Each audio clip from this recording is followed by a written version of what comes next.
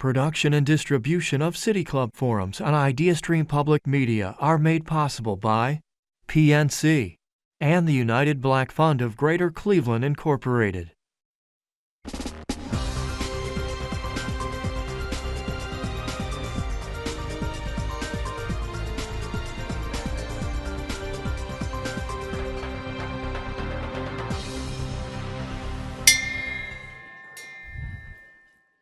Hello, and welcome to the City Club of Cleveland, where we are devoted to creating conversations of consequence that help democracy thrive.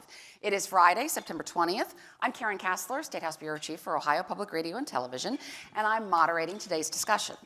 As we head into the November election, tax policy is undoubtedly a top issue for many voters. K through 12 schools, higher education, local governments, libraries, and more rely on taxation to raise adequate revenue to provide public services. Tax policy has also been used as a tool to attract jobs, spur economic growth, and promote entrepreneurship. But what are we actually seeing in Ohio and across the nation? In 2017, the Trump administration signed into law what many cite as the biggest tax overhaul since the Tax Reform Act of 1986. Just this year, Republican lawmakers introduced legislation in Ohio that would eliminate Ohio's income tax and repeal the commercial activities tax by 2030. While such legislation is unlikely to pass in Ohio, especially right now, it opens up the debate for what constitutes effective and equitable taxation. Joining me here to talk about the issue of taxation and the state of it and what it means for our communities and economy is Amy Hanauer. She's the Executive Director of the Institute on Taxation and Economic Policy, all the way from DC here. We have Greg Lawson, Research Fellow of the Buckeye Institute, Jory Novotny, Executive Director of the Ohio Association of Food Banks, and Bailey Williams, Tax Policy Researcher at Policy Matters Ohio. Thank you all for being here. This is wonderful to see you all. If you have a question for our panelists, you can text it to 330-541-5794, 330-541-5794. City Club staff will try to work it into the second half of the program. Welcome. Again. So I want to start, Amy, you came the furthest, so let's acknowledge that. And start with kind of an overview here. Federal taxes could potentially change. Again, the Trump tax cuts will expire next year. Can you review what actually is in that overhaul? Yes. So when the Trump administration in 2017 signed their tax overhaul, they put in place a tax plan that really rewarded corporations, that lowered the corporate tax rate, and that really rewarded the wealthiest Americans. And it has proven to be problematic. We saw many corporations sort of lower their rate to zero after that, lower what they were paying to zero, and we saw a big decline in what corporations were paying in corporate taxes over that period. Because it cost more than the threshold that was permitted, they put in place some limits on that taxation, on those tax cuts, and those they sort of targeted at blue states, at states that had higher local taxation. And so that's the kind of state and local taxation cap issue that you hear about. So because of that limit, they also made the individual tax cuts temporary. So they made the corporate tax cuts permanent, and they made the individual tax cuts temporary. And it's those individual tax cuts that have to be renewed next year, and that there's a big fight in Washington. It's going to be the most consequential tax debate of the decade. So, do you want to weigh in on that at all? Well, I think it's true. It's going to be a very consequential tax debate in Washington. Obviously, I think there's some reasons you don't want to see the individual rates in particular going up right now. So I think we have to continue to talk about that. I do think that there's a lot of interesting conversation. Hopefully we'll get to dive into Ohio a little bit more on that nexus of state, or really federal, state, and local taxation. I think in Ohio in particular, it may even be more germane than some other states because we have a lot of local taxation, which has an impact. But we'll have to see what happens. I suspect that ultimately it won't, that whatever tax reform is done in Washington is not going to look the same as what was passed in 2017. There'll be elements that probably would be reauthorized. Maybe we'll see if they can agree on anything in Washington. But I wouldn't necessarily assume that it's going to look exactly the same. exactly how that's going to work. But I do want to point out on the corporate tax thing, the one thing to keep in mind is the United States had a higher corporate tax rate than a lot of the OECD, or Organization of Economic Cooperation and Development, so basically industrialized countries in Asia and Europe, and we had a high rate relative to a lot of these other industrial nations, which put us at a competitive disadvantage. So part of the argument for lowering those corporate tax rates is to make us be more competitive with European and Asian countries that way. So we can talk about some of the other distributional aspects, but that was the motivation for it, was we were high relative to other countries. Now we're kind of in the middle of the pack, maybe a little bit below some, but still higher than others. And some of this depends, obviously, on who actually wins the election. Vice President Harris has talked about a corporate tax hike from 21% to 28%. There's been some other ideas. I believe the former President Trump has a plan. But certainly I would expect the Trump tax cuts to be extended. But I want to talk about one thing that both candidates have talked about, and that is the impact of eliminating taxes on tips. We've heard both candidates say that this would be a great idea. And I'll start with you, Bailey. What's the impact of that on not only governments, but also on the people who actually are paying the taxes? It's a great question. I will start with the people who are paying the tax. You're talking about low-earning individuals most times, lower-earning hourly wage people, sometimes working in fast food industries or hospitality industries. Most of these individuals, especially when you start to take into consideration the standard deduction and other tax credits, they aren't really paying the income tax as is. There's questions about whether this no tax on tips will apply to the income tax or whether it will apply to other withholding taxes. That has implications for Social Security and Medicare.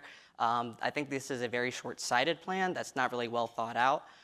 There are other effective ways to get lower-earning Ohioans and Americans some tax relief, and that's better ways to do that is through an expanded earned income tax credit. That'd be a better way to get working Americans and Ohioans some tax relief for those who actually need it, as opposed to broad exemptions that really aren't targeted for people who could benefit from it.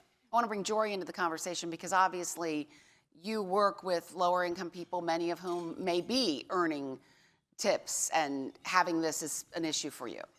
Yeah, I mean, I think it's a great point that we have proven policy within our tax system that has worked for a long time for low-wage workers, gig workers, folks who are self-employed, who are small business owners, for families with young children. We have the ability within our tax policy to really target direct relief and direct support to people on certain parts of our economic ladder. And, you know, the formula is there. So what I think we should really focus on is talking about how we expand, how the EITC targets childless workers. You know, it doesn't do a lot for young childless workers who are starting off and trying to get momentum right now. And, you know, we should really focus on expanding that, both at the federal level and then here in Ohio, you know, we have an opportunity to make our state EITC refundable for some of those lowest wage workers. And hopefully we'll get to that in a little bit. But Amy, I want to ask you, since again, you've got the national view here, how does Ohio fit in with other states in terms of the trends of tax policy that we've seen? Yeah, so I lived in Ohio for over a quarter century, and I think what is really hard is I come back to this state, and there are just so many people doing so many great things in the state. The city looks beautiful, but I have watched as Ohio has just systematically cut taxes for the wealthiest people and corporations, shifted taxes to lower income taxpayers by cutting the income tax, which is levied according to ability to pay, and shifting to a sales tax, and reduced its ability to invest in the very things that make our economy strong. So it's very hard to watch because I'm looking at other states that are doing good things to make sure that the wealthiest and the corporations pay their fair share, and doing much more as a result to invest in their kids and invest in their families and invest in their communities. So it's kind of hard to kind of come back to a state that you like so much and feel that so many legislators are making decisions that limit our future. I want to ask Greg about that because this leads into the whole discussion about state policy. Mm-hmm. The personal income tax has been a target for Republicans going back decades at this point. Former Governor John Kasich said that he was going to cut the income tax. He wanted to move to a consumption tax or sales tax. The latest bill that's out there, and I mentioned it in the intro, would phase out the income tax by 2030 and get rid of the commercial activity tax, which is the largest business tax.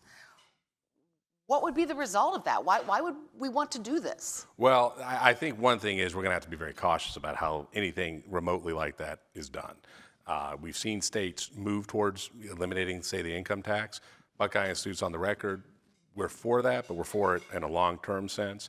It needs to have a long glide path. It can't be something that's done short-term. It has to be done with revenue triggers, meaning that if revenue targets aren't hit, you delay some of the tax reform or the cuts so that you don't end up with an unbalanced budget. We have a constitutional provision in Ohio that you have to have a balanced budget, so we can't do what, for example, my home state, I was born in Kansas. Kansas screwed up royally. They're a poster child for how to do tax reform badly. They cut taxes dramatically without doing any kind of budget reform or anything like that, too. And they didn't do it in a long-term perspective. They did it much more quickly and too rapidly. So I think we need to be very careful. They had to repeal that. They did, actually. Yeah. And they actually, I believe, even overrode their governor's veto at the time to do that. So because it was so that is not the model. The model is smart, strategic, long-term, letting growth happen. Long-term, is 6 years long enough? I mean, that's... No. I would think 6 years is too short. And I would say that a long-term strategy to decimate your ability to raise revenue from those most able to pay and decimate your ability to deliver the things that your communities need is not a strategy at all. I mean, it's a strategy for Ohio to continue the path it's been on, which is lack of growth in population, growth in wages that is far behind the nation, growth in jobs that is far behind the nation, and culture wars, which is what the junior senator from Ohio is wanting to deliver right now. So I think it's really, Bailey's done some of the best research on the tax plan, but it's not a plan. It's a plan for disaster for the state. Bailey, I want to ask you about that. What the research that you have on this? What would be the practical effect in Ohio in terms of how people pay? Well, as Amy has said, the income tax is the one tax in Ohio that's based on your ability to pay. Eliminating that as well as with the commercial activity tax, we're looking at over $10 billion in lost revenue. I think it's closer to about 13. About half of our total state tax revenue would be gone from eliminating these two taxes. Just trying to recoup half of that through sales tax revenue and assuming that increased economic activity will help boost some of that revenue. That is very wishful thinking. We'll have to increase our sales tax to some of the highest in the nation, above 8% just at the state level, just to get back half of that revenue. And that's a big shift towards shifting that tax balance from, again, the income tax being based on your ability to pay to the sales tax being a very regressive tax that will take up more income for lower earning Ohioans. Greg, I want to ask you to weigh in on that briefly, that the sales tax is regressive. It hits people who make less money harder. I will also say that a lot of staples of life are exempted from the sales tax base as it is, so like groceries. I mean, there's different things in the checkout line and stuff like that, but staples are exempted. But I'll tell you, here's the issue. When you look at academic literature on economics, when you tax more of something, you're going to get less of whatever that item is. Now, you still have to tax things because you still have to raise revenue. So what you want to do is you want to have the least distorting tax possible, a tax that doesn't influence the decision-making of individuals or the decision-making of businesses. So you want to try to find that. A low-rate, broad-based consumption tax makes more sense. One thing Ohio needs to think about, if they're going to get serious about doing something on the income tax side, is they're going to have to eventually look at broadening the sales tax base so that we can ameliorate some of the issues with some of the rate increases, because I agree, the rate increases that you would have to do to do this in a very short time period would be usurious. It doesn't make sense. Plus, counties have piggyback sales taxes, which would make, especially anywhere that's on the state border, a problem and stuff like that. So we'd have to do it, but we needed to start thinking about base expansion. You want to tax more or less. If I can just jump in. Well, because pushing or expanding the tax base means that Ohio will have to start taxing things such as groceries, such as things as prescription drugs. So are we really going to ask seniors who are trying to afford their medications or mothers trying to afford their groceries to pay more instead of just having the rich pay a little bit more through income taxation? Well, we have... And I will just piggyback a little bit on what Bailey said. My organization is the Institute on Taxation and Economic Policy, itep.org. And we work with Policy Matters Ohio to do the numbers for the tax plan. It accounts for the items that are exempt from the sales tax. And we still find that it is a massive shift from the wealthiest Ohioans to working class and low-income Ohioans when we shift to a sales tax. So the fact that some things are exempt, great, but it doesn't change the fact that this is a shift from the wealthy who can most afford to pay onto the lowest income. And as Jory said, I mean, I guess we'll get into our earned income tax credit and our lack of a child tax credit in Ohio, which so many states are moving to start having. But we just are doing so many things in this state to shift taxes from those most able to pay to those least able to pay and reduce our ability to invest. But there's also another effect here of tax shifting to local communities? Don't they have to start making up for the revenue that they're losing? Well, potentially some, but I'd also say that one of the things that Ohio has not done a very good job of, and this strays a little bit outside tax policy, so I'm not going to go down that rabbit hole too far, but how do we structure local government? How many layers of local government? How many services, duplication of services, various things like that.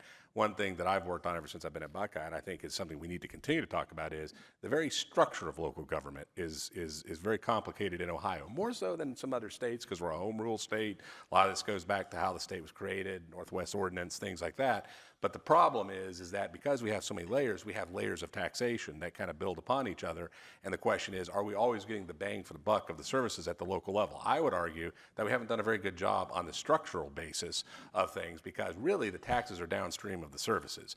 People want services, that's true. People are going to want to pay for services. I think that's absolutely correct. But the question is, how much are you paying for those services? If you lower the state income tax, you lower the revenue, and also the other element here is the lowering of money that goes from the local government fund that goes to local governments.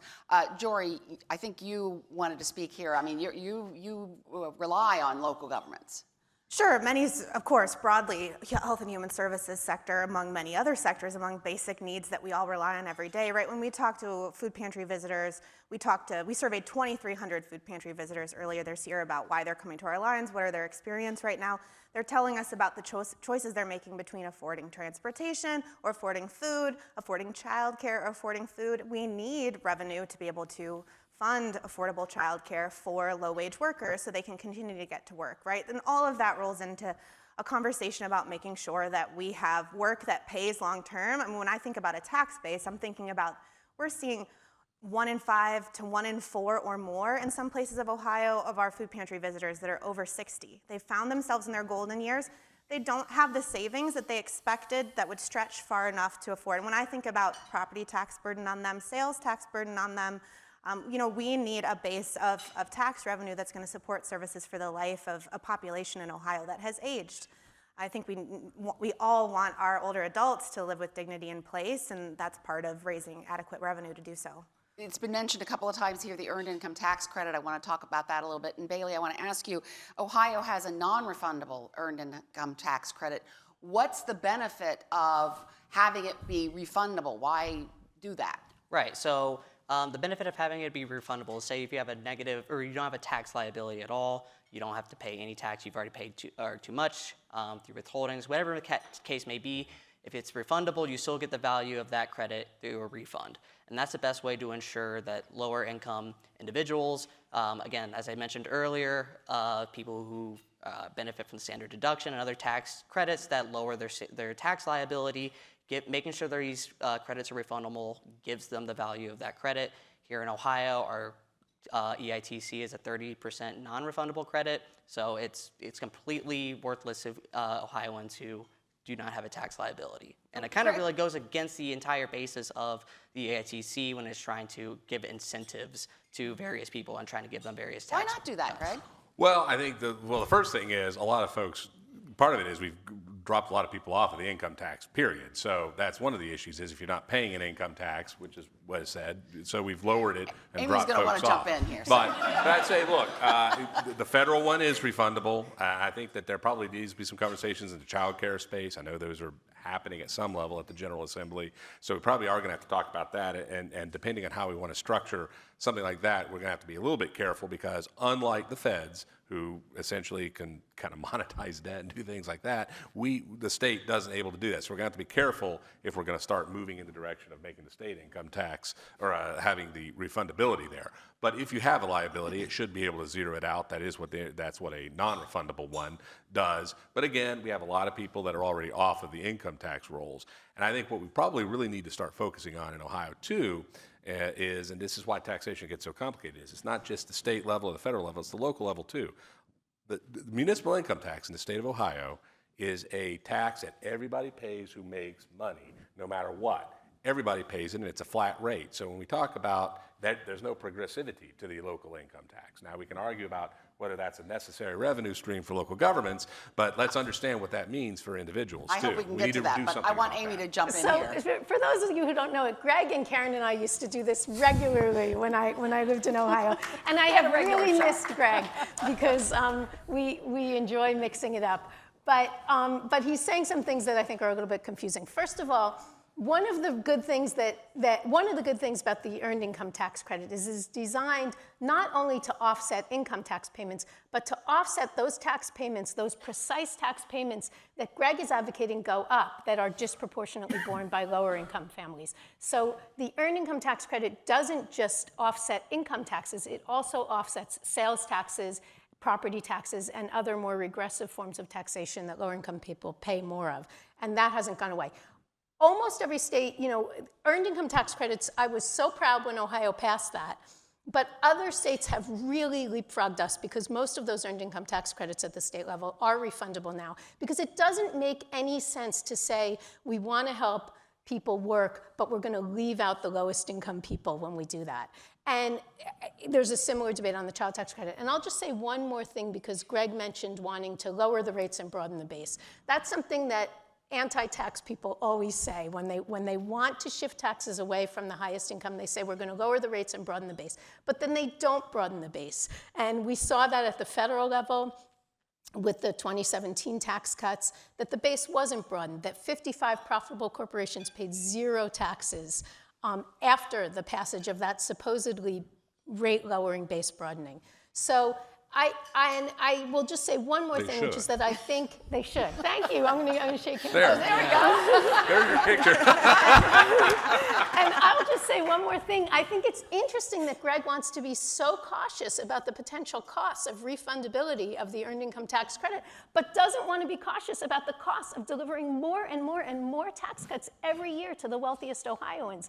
I think if we want to be cautious about helping the lowest income Ohioans thrive, we want to be certainly cautious about continuing to reward the wealthiest Ohioans. There's another area where I think you folks agree, the LLC loophole. And that is where LLCs can exempt the first $250,000, $250,000 in income, and then pay a low tax rate on the rest. It costs the state $1 billion a year, approximately, and there doesn't seem to be a whole lot of evidence that it creates jobs. I mean, Bailey, have you seen any evidence of that? Nope, not in our research here. There's really no good excuse for it, in my opinion. So yeah, let's look at costing us $1 billion. That could help us pass a completely refundable child tax credit. That could help us fund a refundable EITC at 10% 4 times. We could do that with this money, and it's a much better investment in working in everyday Ohioans. Greg, why not? Why do we have this loophole? Well, the idea is that it was meant to be for small business owners to be able to get to, because you see that they can make investments back, hire people, do things like that. I'm not sure that it's as well targeted as it should be. That's basically what we're hearing here. So lawyers typically can use this. A lot of folks like that, they don't necessarily hire somebody else just because they made some of that. I will say, though, that you do need to be cautious, because there again, and I know I use that word, but this is why tax reform is obviously a very challenging thing, because if you raise that on certain like contractors and things like that, you could have some real negative impacts on some small businesses that do have potential job impacts downstream. One thing I think that if you're going to move towards this income tax elimination idea, like some members of the General Assembly are pushing for, you would, at some point, you wouldn't even need to have the small quote-unquote business loophole, because you have no income tax. So you would probably want to reduce things as you phase it out. So I'd be careful about trying to jack it up as you're phasing down the income tax as well, because at some point that doesn't make sense to do it that way.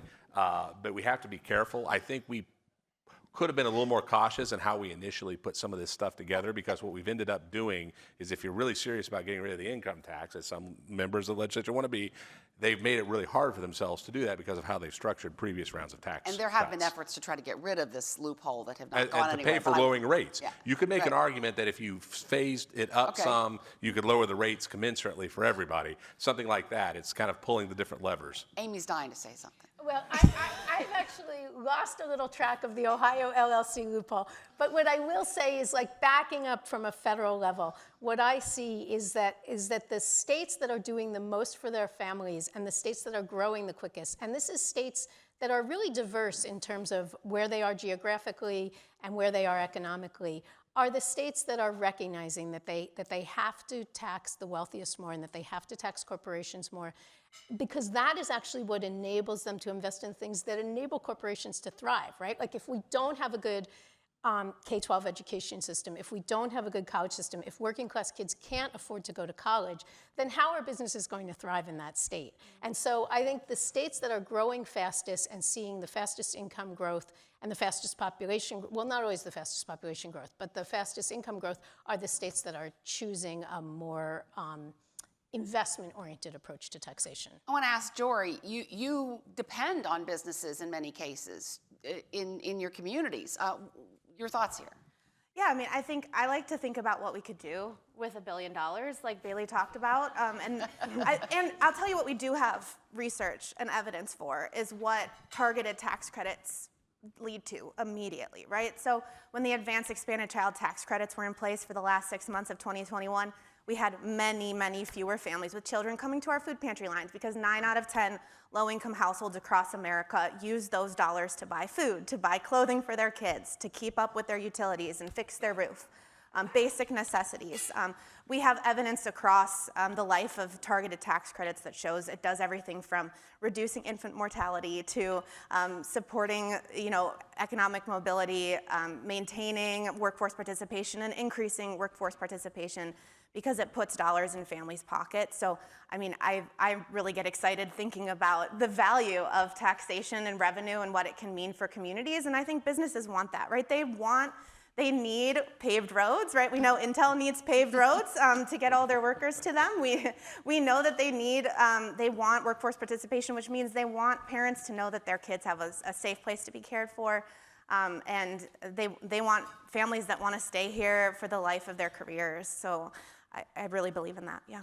We're going to go to audience questions here in just a moment, but I want to bring up the idea of property taxes, and we don't have time to get into all that here. But they're part of this mix as well. And the Republican co-chair of the bipartisan committee at the State House that's looking into property taxes and all the things that go into that has said that a list of recommendations that was supposed to come out in June probably won't come out this year, maybe? But property taxes, I want you all to kind of weigh in on how they affect this whole tax policy argument and conversation. Yeah, so property taxes are, much less progressive than the income tax. They're probably not quite as regressive as a sales tax, but there are really targeted ways to make sure that we can prevent the people who would struggle to pay their property taxes from doing so. And the most targeted way is something I think Bailey testified on, which is something called a circuit breaker, which is just a mechanism to lower property taxes if they become too high a share of your income.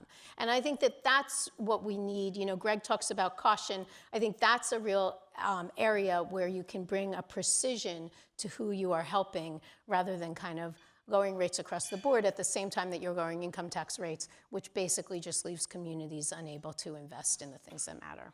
Well, I think whatever you do temporarily to fix today's problems, the immediate amount of pain that people are having, are going to be Band-Aids. Something like a circuit breaker could work, I think, in a targeted way. It'd be expensive to the state probably to do that. I can't remember what LSC has looked at it, so there would be some issues there. But here's the bottom line.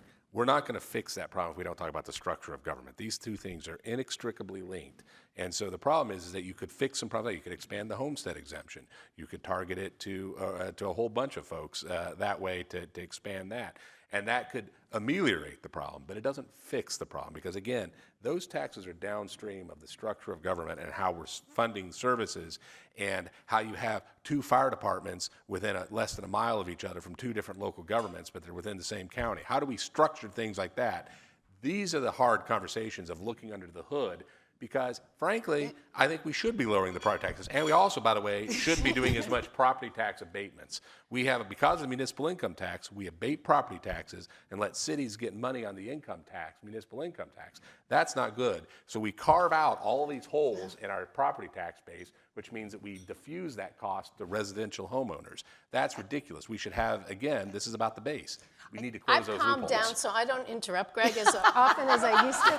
And because we've got a big panel here, I want to leave room for other people. But I do have things to say, but I want to let Jory and Bailey. I wanted to give Bailey an opportunity to weigh in here because there are a lot of bills in the legislature that would deal with little areas of property tax policy. Right, and as Amy said earlier, the circuit breaker is the best way to target property tax relief while considering all the people and entities that rely on that property tax revenue. For a couple things in Ohio can be true. One about our property taxes is that, yes, our property values have been seeing a great rise, historic rises, that does not equivalate to one-for-one raises in property taxes. I'm not going to get into the intricacies of House Bill 920, but God, no. Right, No. it is keeping property taxes down in terms of seeing in times of great inflation, in times of great value increases. There are people who are struggling to pay the burden from that property tax, but the circuit breaker is the best way to do it, as Amy said, because it looks at the burden of your property tax compared to your income. It takes it away from you implement it through the income tax base or the income tax credits, so you don't mess with like the Fair School Funding Plan, which has greater implications as well, but also paying for it by the state. You're not hurting the local governments that rely on that revenue. Again, we could spend many hours talking about this. And you mentioned House Bill 920, which is a school funding. Yeah. Any state house reporter goes, I don't want to talk about that.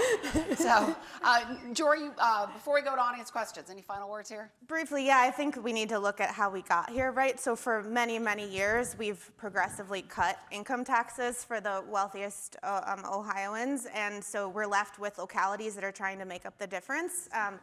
And there's a whole host of reasons for that, but I think long-term, to your point, Greg, that maybe we need some Band-Aids now, but we also need to really focus on how we adequately fund local services.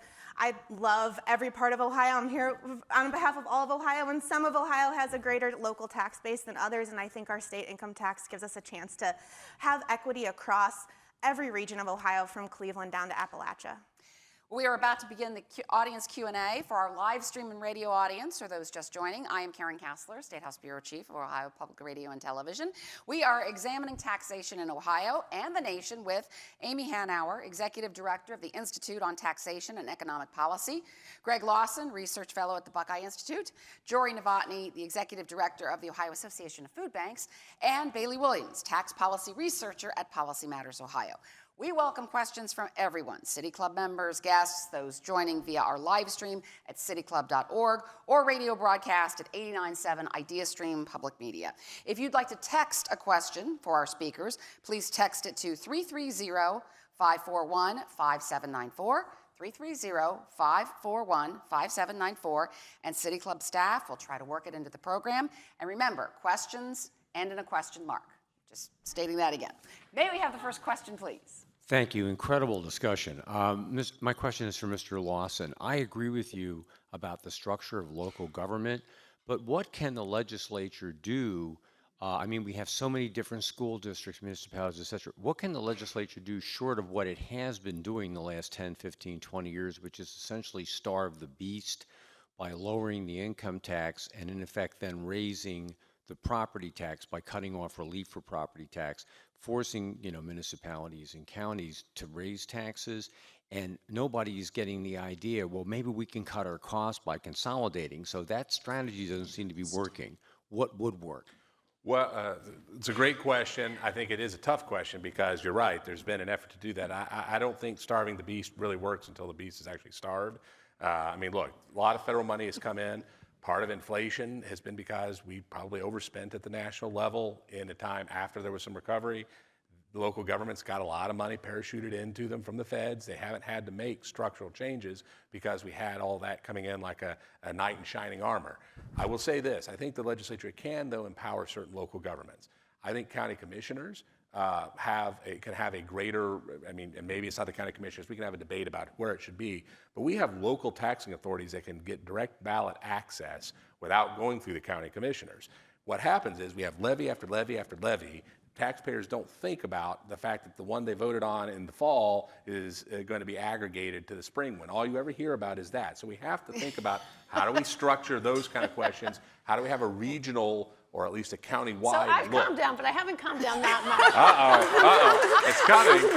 You have to watch some of those old videos. I think it is fascinating that Greg is concerned that we have local taxation levels that are different, but he thinks the solution to that is cutting the state income tax, because that's exactly backwards, right? If we want to have less local taxation, the answer is to have more taxation raised at the state level and distributed in a fair way. And I was always extremely proud when I lived here that Cuyahoga County did such a good job of passing its human service levy, because Cuyahoga County residents cared about the most vulnerable people in the county. I was certainly proud, I raised my kids in Shaker Heights. They got a phenomenal education. I think it was the highest tax school district in the state, or second. And I was proud to pay those taxes and to know that those schools would be high quality so that they would have higher graduation rates, more ability to deliver people to college. But if you're going to advocate for lower local taxation, it is just backwards to then say the solution to that is to cut the state income tax further and starve local governments. And just the last thing is, you say starve the beast. The beast is our schools. The beast is our communities. The beast is how we relieve poverty. And so, you may want to starve that beast, but we are spending historic amounts on education. The report cards came out in the last couple of weeks, but that's a whole other conversation. Did really well. We were far behind in our funding for education, but let's move to another question here. I don't want this to stop. Hi, well, good afternoon, and thank you for a fantastic conversation, and shout out to the county for having 2 health and services levies, and thank you to the voters for all that they do. I wanted to ask a question about an article that I read from CNBC, and it talked about America's top states for business in 2024. According to that study, Ohio was ranked number 7 on that list. Also, according to CNBC, Ohio ranked a score of 38, or letter grade of F, in workforce. My question is when we're looking at the implications of elections at the national and state level, what is the impact on the workforce opportunities in the state? Thank you. Wow, that's a great question. And who wants to take that? I'll tell you the first thing is, I do think sometimes these business rankings tend to be skewed to big businesses. And one thing I think Ohio does pretty well, and that's part of the problem with the tax code, is we lay out the red carpet through tax abatements and things like that for big businesses. But one of the things that I'm arguing for, and I talk about lowering the rates across the board, is broadening the base. Now, that hasn't happened, to Amy's point, the way it should, but it should, because that's what tax reform is. Tax reform may be lowering rates and doing cutting, but it's also about broadening so that you're structuring the tax code in a way. For example, we don't have consumption tax on a lot of services. Now, there's complexities to that, but we're a much more service-based economy now, so we have a high rate on less items. That's a problem with having an unbalanced sort of tax system. So I think we don't do a great job for smaller and middle-sized businesses in Ohio, but we do a great job rolling out the red carpet for big Jory wants to jump in here. I think this comes down to supply and demand for me. So if I'm a worker who wants to come to or stay in Ohio and contribute to our economy, I need to have an array of services. I need to have affordable housing. We need to bring housing back in this conversation over and over. We know for years that we haven't been building enough housing in our communities, so it's a supply issue. All of those services need to be equitable and available so that the workforce is equally able to stay and participate and hopefully come to Ohio, right, and be part of the grand state that we are. But we need to understand that workers need to see how their dollar is going to pay over the lifespan of their participation in our economy here. Another question. Hi, I'm Joan Spurl. I'm with the Literacy Cooperative, where I'm director of Dolly Parton's Imagination Library. And I'm on the board of the Black Child Development Institute of Ohio, and as part of that work, I'm on the steering committee for the Ohio Prenatal to 3 Coalition. So I want to ask you to expand a little bit more about what we know about investments, the return on investments when we, for prenatal to 3, that prenatal to 3 period. It's a long-term return on investment, but it's a big one, so I wanted you to expand a little more on that. Yeah, I mean, I'll just start by saying I think the biggest thing we can do through the tax code for that population is to have a refundable child tax credit at the state and federal level. And we saw during the COVID legislation that we were able to cut child poverty nearly in half with an expanded child tax credit. And again, we see states really diverging on this. And this is a theme that I really see happening, is that states are just diverging in what they're doing. So the smartest states are starting to really invest in that population. And that is something where you have to be patient, because it takes a little while to pay off if you're investing in a 2-year-old.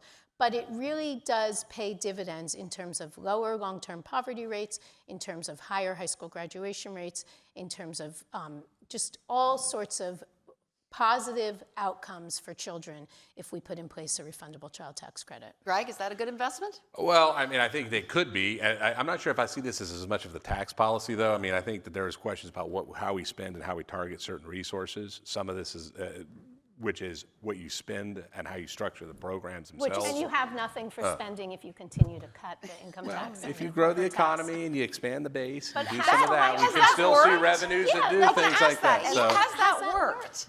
Well, look, I'll tell you that the problem is that, yes, it's worked in the sense that I think if you look at Ohio, I mean, we talk about it like doing this hasn't made any reform. Ohio used to have a really high, by the way, Ohio's been going behind the nation for decades. Exactly. This isn't a new thing. With your policy. In the 80s, I mean, in the 80s, before we started cutting any of the income tax brackets, we were already going downhill in the 80s. Now, a lot of that's, manufacturing and get us into globalization, stuff like that. So there's a whole host of reasons beyond tax policy. Ohio has been following, I have to take my hat off to you, because Ohio legislators have been following your policy. I was here for 20 years trying to say tax wealthy people and invest in families and invest in communities. And I lost. I lost and I left. And you are still here and you're winning. And Ohio has followed your example. And we've fallen behind the nation in wages. We've fallen behind the nation in job growth. And we've fallen behind the nation in the growth of our economy and in population. So it hasn't worked. It's been a disaster for the state. And, I think it precedes all of that, though. The long-term trends for Ohio were already pretty bad before we started talking about tax reform. That's not true, and I'm happy to talk. I'm happy to talk about the reasons for the deindustrialization and the problems with that. But the truth is that you've had control over the legislature and the types of policies that they've pursued over the past 2 decades, and they've been a disaster. Speaking of the legislature, let's turn to another question. Thank you. I'm Sean Brennan. I represent Ohio's 14th Ohio House District 14, which is Parma Heights, and about a third of West Park. I've been a member of the legislature for 22 months now. It's been an honor to work with all of you. I have some fun lunches with Greg Lawson down at the State House. But, in my 22 months in the legislature, one of the things that I've perceived is the lack of institutional knowledge in the institution and the lack of long-term thinking. And I think that's attributed to the short terms. For instance, I've only been 22 months. I've had to spend the last several months campaigning for re-election, which has diverted my attention away from legislating. So the lack of institutional knowledge and long-term thinking, to me, is attributed to those short terms and the short-term limits that we have. I'm not saying I'm opposed to term limits, but what are your thoughts along those lines? Should the terms, particularly for the House, be expanded, lengthened, and should term limits be lengthened in Ohio? Veering into a different direction here. I mean, I think anyone who works with the legislature across any side would agree that we've lost a lot of institutional knowledge after term limits were introduced, and I can't pretend to know what that should look like, so I won't attempt to, Representative. But I think that's very fair from my perspective. And Well, the Buckeyes doesn't have an official position on it, but I'll tell you my personal position, which is I think term limits are a bad idea. I think that look, there's no way, there's problems with not having term limits too, because you can get entrenched power and not getting new, fresh blood to look at problems. So it's not a perfect solution either way you go, but here's the problem. You lose that expertise. We're about to lose some more long-term members because of term limits right now. Going into the next General Assembly. And I think that you have to understand the complexity of this. We're talking about the property tax issue. You got Representative Troy, who's on there, who used to be a legislator and a longtime county commissioner. Dan Troy, yes. Yeah, Dan Troy. But he's on there, and he's one of the people who probably knows more about local tax issues than anybody else in the General Assembly. Well, but he's only going to be there for so long. I think part of the problem, too, is the effect that has on lobbyists to make their careers in these areas. it's even about the relationships that get to develop across the aisle with legislators across their careers, and whether or not that has room to breathe so that really tough conversations can be had over a decade rather than a couple of years. Go to another question. Hi, I'm Erica Frankel. I'm the Data and Model Director from the Institute on Taxation and Economic Policy. Work with Amy. While it is a DC-based organization, I actually live and work out of two small towns in, Portage County, Ohio, which I'm sure you're all familiar with at the moment.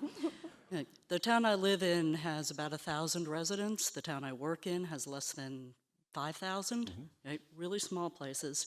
First of all, Greg, I do want to set your mind at ease on one thing. We know how levies work. We're not confused by that. Go ahead. Let's get to we the can tell question. the difference between a renewal and a new levy, so we're okay on that. I will also say that when the entire block right across from my office burned to the ground a few years ago, we were really happy to see all those local fire departments show up. You have a question? I do. When I pay my local taxes, right, I have very direct access to the people who are in charge of how that money gets spent. Okay? I have a really hard time getting the attention of my state representatives on any of this. So my question to you is, without local taxes, what are the odds that the state is ever going to come fix the sidewalk in front of my house? Well, I think, look, here's the thing. Obviously, there's still going to be local governments, and they're still going to exist. The question is, do you have to have separate ballot authority for all of these things, or can you consolidate some of that and have a more simplified mechanism by which those things can happen? And by the way, how many people know what a replacement levy is in this room? Okay, pretty good percentage. About half, maybe not, a little over half. But I would still say close to 50% of people probably don't know, and I won't go into the brutal details of it. But this is one of the issues: is I don't think a lot of people understand some of those nuances, and I don't think sometimes those are portrayed in a particularly fair fashion to local taxpayers. So I think that's something that we need to be careful on. But look, local government is still going to exist. You're still going to have fire service. You're still going to have these things. The question is, do you need to have how many township folks do you have? How many city folks? I've been to villages that have literally a village over here and a township fire department on the other side of the street, right? But Ohioans so the question tend is, to how do we like do their that? local government. What they do, and if they like it so much, and they need to probably stop complaining as much about the property tax then, because they vote for it. So that's, right? So then we shouldn't complain about that. But if they're going to complain about that, then they got to realize that that's part of the issue as to how do we deal with things, and we got to ask ourselves those questions. And if they decide that, do it. Let's take another question here. All right, we have a text question. The highest growing states are the ones with no income tax. People are leaving high tax states and moving to low or no tax states. Why is lowering Ohio's income tax to be more competitive bad?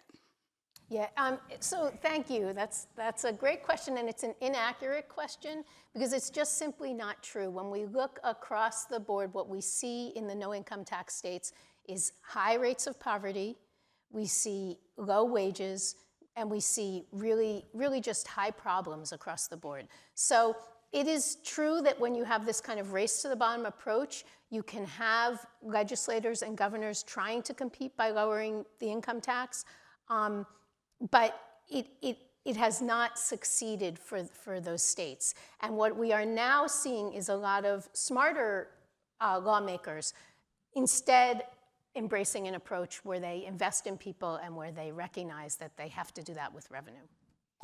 I will just say that there is the race issue. I don't know if I go so far as to say race to the bottom, but that is an issue. If you stay stagnant with your tax rates and other states lower their tax rates, there is an arbitrage effect that you start to run into across states. So you have to be a little careful with that in context-based. I just want to bring Jory and Bailey into this, because Bailey, you look like you want to say something. I just think that people, when we're talking about state income taxes in particular, they are such a low percentage of your income that I think people really don't take it. Is it a factor that people consider? Absolutely. Just as so much as a factor that you consider the weather, where you're going to be living, right, your neighborhoods, the soundness of your community at large. So what's the difference between the 3.5% that I'll pay right here in Ohio or the 4.1% flat rate in Michigan? People really don't look at state taxes on the margins like that when considering moving or where to live. Right. One more question here. Hi, good afternoon. Emily Campbell from the Center for Community Solutions. Have enjoyed working with most of you and look forward to working with those of you that we haven't had the opportunity to collaborate yet. We know that public budgets are moral documents, and we spend an awful lot of time talking about how the money will be spent. So I deeply appreciate this conversation, talking about the total amount that Ohio may have in order to invest. But when I look at one area where I'm particularly concerned, it's related to older adults. Mm-hmm. New census data came out just last week. It shows that Cleveland continues to be the second poorest large city in the country, and we're seeing poverty among older adults rising much faster here than across the country, where it also rose. And when we look at age breakdowns, we see an even higher poverty rate for those who are 60 to 65 or 55 to 60. So it's not like people are hitting 65 and becoming poor. We got to get to the question. We talked about children a lot. We talked about working families. We've talked about small business owners. Where are the solutions to address tax burdens on older adults? I want to bring Jory into this because food banks are serving older people in bigger numbers. Yeah, it's been a trend, and so it's a trend that was exacerbated during the pandemic, of course, but we were trending for years. We were seeing a tsunami, a silver tsunami, as my predecessor, Lisa Hamler-Fugit, was fond of calling. So year over year over year, we're seeing a larger number of older adults and a larger percentage of those that we're serving that are older adults. And of course, you find yourself, now, I'm 70, I'm in my community, I own my home, I'm living on a fixed income. I thought that fixed income would stretch far enough. The reason for my increased property taxes is complex, but a reason that is far outside mine or any of my neighbors' control is whether or not adequate housing has been built to support the needs of a growing, expanding workforce and population, to support the services, the tax base that I need to be resilient and thrive and age in place with dignity. So yes, then instead we're seeing more and more folks that need access to basic necessities like food. I'm going to let Greg respond very quickly because we've got to get to one more question. Boy, I mean, that's so, again, the one thing I think that comes through is how complicated these issues are because they're not monocausal. They have so many different angles and different ways that you can look at it, and the prism refracts things differently. I mean, we're going to have to spend a lot of money, and I mean, we spend a lot of money on Medicaid. We're going to have to continue to spend that. So some of that is going to be tough. I would say we need to get a bigger tax base by getting more Ohioans here, though, so we can fund some of those services. And I would just say, shifting from an income tax to a sales tax does not help poor elderly families, right? So we want the circuit breaker and keeping that income tax adequate so that you don't have to shift to a sales tax. We only have a couple more minutes left. I want to get to one more question. Go ahead. Karen, thank you. My name's Ed Stockhouse, and I'm with Cleveland Neighborhood Progress, and today sitting with the Center for Community Solutions. I'm curious, just from all the different panelists, if guests here with us today or listening on the radio are going to leave and look up one policy proposal that exists somewhere else, whether it's in Ohio or another state, whether it's income tax, property tax, or something else, what would you tell people to go look at, good or bad? Great. Well, let's go down the row here. Refundable child tax credit. It's the best investment in Ohio's future. Closing tax loopholes. All right. Good answer. I'm going to tease mine out in a few sentences, but I'll we haven't brought enhanced premium tax credits into the conversation. Just really briefly want to point out that We've improved on our uninsurance rate year over year over year. So we have more people who are small business owners, who are self-employed, who are gig workers, who can also go to the doctor and not find themselves in medical debt. We will lose those without extension of those enhanced, and what that would look like is 4.6 million or so Americans losing insurance coverage from 25 to 27 if they're not expanded. And we all need to be able to go to the doctor. So that's something I think that we can look at as a really targeted example of how tax credits keep people in the workforce, keep them healthy, and keep them in their communities as part of resilient neighborhoods. Bailey, you're going to get the last word here. Go ahead and you got about 30 seconds. Perfect. Just a strong, robust income tax that funds the goods and services that the state needs, whether that be childcare, healthcare, tax relief in other areas. You need a strong income tax that is based off your ability to pay, that ensures the wealthiest pay their fair share to ensure the future, a sound future for Ohio. You've testified before the legislature before. Do you feel that that's what you're saying is going to happen? If the legislature is listening to me, don't cut the income tax. That's all I'll say. Right. Thank you to Amy Hanauer, Greg Lawson, Jory Novotny, and Bailey Williams for joining us at the City Club today. It's great to see you all. This has been a wonderful conversation. Forums like this one are made possible thanks to generous support from individuals like you. You can learn more about how to become a guardian of free speech at cityclub.org. Please join me in welcoming guests at the tables hosted by Policy Matters Ohio, the Center for Community Solutions, and the George Gunn Foundation. Up next at the City Club on Friday, September 27th, welcoming the Ansfield Wolf Book Award winner for nonfiction, Ned Blackhawk, the author of The Rediscovery of America, Native Peoples, and the Unmasking of U.S. History. He will be in conversation with the City Club's Cynthia Connolly on the critical importance of Native history, not only to U.S. history, but also and urgently to Native Americans themselves. You can get tickets to this forum and learn about other programs and forums at cityclub.org. And that brings us to the end of today's forum. Thank you once again to Amy, Greg, Jory, and Bailey, and to our members and friends of the City Club. I'm Karen Kassler, and this forum is now adjourned. For information on upcoming speakers or for podcasts of the City Club, go to cityclub.org.